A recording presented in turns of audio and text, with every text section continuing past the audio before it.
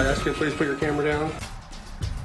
Finally, your side, investigators went to Columbus to find out how Ohio protects workers from wage theft. Our exclusive investigation uncovered employers in one industry forced to repay workers millions. And as investigator Sarah Buduson tells us, the state of Ohio putting few resources towards stopping it from happening again.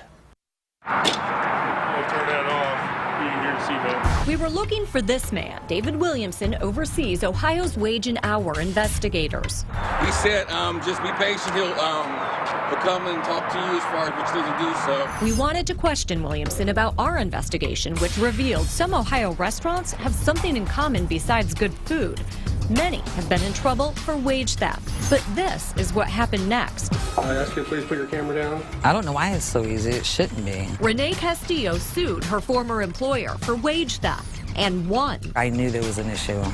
She served customers at Alvacaro in Columbus. I'm a waitress and every dollar matters, you know. In 2002, Renee filed this lawsuit alleging the owner forced her to work off the clock, never paid overtime, and took an illegal share of her tips. The restaurant industry is now one of the largest private employers in the United States, and this is one of the areas where we see the most violations. Jason Bristol is a Cleveland attorney who teaches and speaks about wage and hour laws. And I think it's employers who haven't done their homework or their due diligence.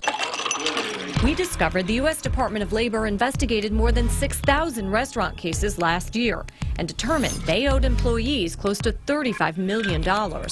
We then sorted their data and uncovered more than 300 violations at Northeast Ohio restaurants over the last decade, including popular chains like Bonefish Grill, IHOP, TGI Fridays, and local favorites. Were we in violation of the Department of Labor's code in this regard? Absolutely. Lola and Lolita, owned by celebrity chef Michael Simon, paid more than $100,000 to line cooks for overtime violations in 2010. We felt that we needed to do what we needed to do to be compliant, and we did it without hesitation. Sam Lindsley oversees the restaurants. He says they didn't know they were breaking the law. You were surprised. I was shocked.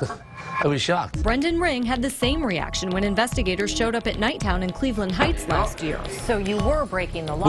We were, but unknowingly. He agreed to pay back around $14 grand in overtime violations. Then we looked at who's making sure workers are paid what they're owed. The Department of Labor handles most wage and hour cases, but Ohio's Department of Commerce has the power to investigate minimum wage complaints. We found their staff is shrinking. There were 16 investigators in 2004. Today, there are 6. In surrounding states, all but Indiana have more investigators. Where is that person that's supposed to be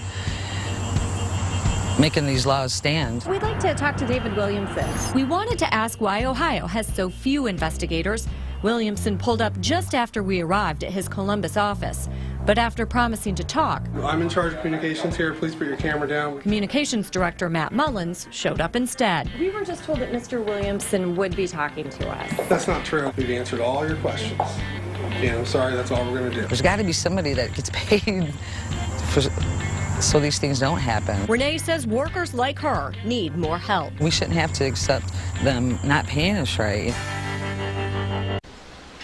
Matt Mullins did send us a written statement. It says, in part, the Bureau of Wage and Hour has overhauled and streamlined its administrative process to more efficiently investigate complaints. He says the Bureau also works with businesses to educate them about Ohio's minimum wage laws. On your side, I'm investigator Sarah Buduson, News Channel 5.